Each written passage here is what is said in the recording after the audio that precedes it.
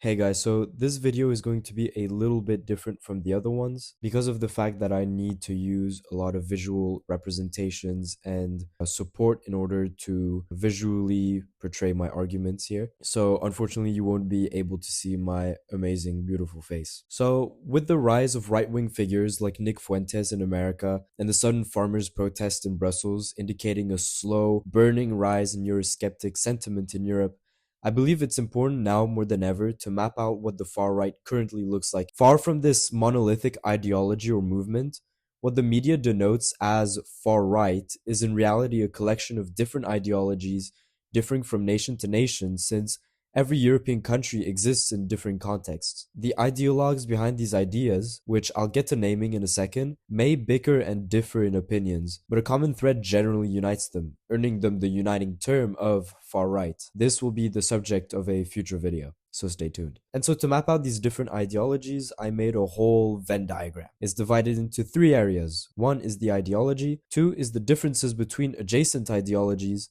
and then three is the difference with the ideology across them. And so starting off with the most mainstream far righters is the bottom right with the sovereignists.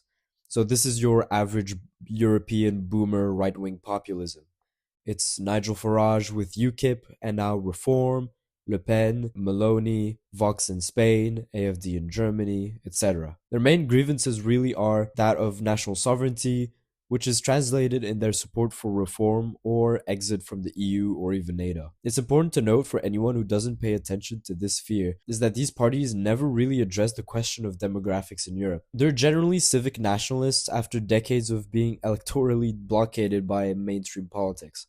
They're here to answer the question of law and order for the most part, not European identity, demographic collapse, etc. Thanks to this more media-friendly approach, they actually get allowed into politics. Somewhat. On the question of identity, there's the new right, which, unlike the sovereignists, hold as a tenet to not engage with institutional politics, but rather metapolitics, a strategy ironically first coined by Italian communist Antonio Gramsci. The notion of metapolitics is derived from the idea that politics is downstream from culture. To attain their political goals, therefore, they dominate online discourse and far-right think tanks like Grèce or its successor Institut Iliade, which have huge ideological influence within the previously discussed sovereignist parties. It's important to note that it's through the new right and not the sovereignists or anyone else that the term Great Replacement was coined, only to then later on be adopted by more mainstream figures like Éric Zemmour in France. And so a great characteristic that separates them from the sovereignists remains the fact that they often believe in a more racial model of an ethno-pluralist, so white Europe, or what they might call a Europe of nations, that remains separate from an idea of an Americanist or Atlanticist liberal Europe, which is very much unlike the sovereignists. In some cases, they even believe in a return to Europe's pagan roots before Christianity. And so it's perhaps from this distaste from the New Right's focus on race and its pagan tendencies that the third faction, these religious traditionalists, formed. The religious traditionalists are more focused on a civilizational for a Christian Europe, which in their view is being chipped away at because of liberal decadence. Beyond the surface level political nationalism of the sovereignists, they reject modernity and postmodernity outright in favor of a return to a Christian moral order, often with the Catholic Church at its center, making this faction especially visible in Catholic Europe, particularly Central and Eastern Europe with Orban, and some parts of PIS in Poland, but also in France with Marion Maréchal. And finally, we have the black sheep of the far right, which I like to call the social nationalists. These range from the moderate BSW in Germany to the legally persecuted Alain Soral and Dieudonné Milieu in France, to the schizoid ramblings of Dugin in Russia. The thread that links them all is socialism, with a materialist understanding of history, which is obviously very different to the rest of the far right, though keeping the socially right-wing aspects of the current, like family, nation, tradition, anti-immigration, populism, etc. They can also often be characterized as having the same foreign policy affinities as the old guard far left of especially Eastern Europe.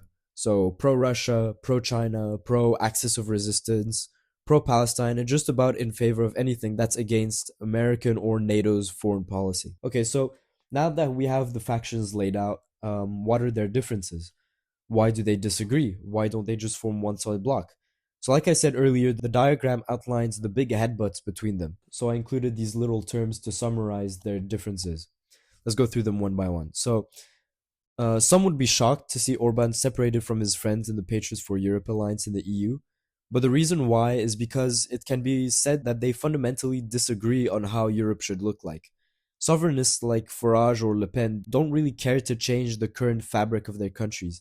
They just want them more detached from the globalist system, whereas religious traditionalists heavily oppose their secular nationalism. In the religious traditionalists' view, the average sovereignist is just too liberal, though that doesn't stop the actual parties from having mixed opinions, whether within the traditionalists or sovereignists. Meanwhile, the average sovereignist and the new right have a lot to discuss, notably the clash in strategy when it comes to classically changing institutions through elections, as the sovereignists will have it, compared to the new right's basically culture war. Then you have the new right's focus on Europe as a power of its own, whereas the sovereignists either want Europe dependent on America or just fractured back into its own sovereign countries. With the sovereignist in France, for example, I know I keep coming back to France, essentially believing that France should and can hold its own as a political power. And finally, the new right believes mainly in European identities coming from ethnic composition, while sovereignists view it mainly as citizenship and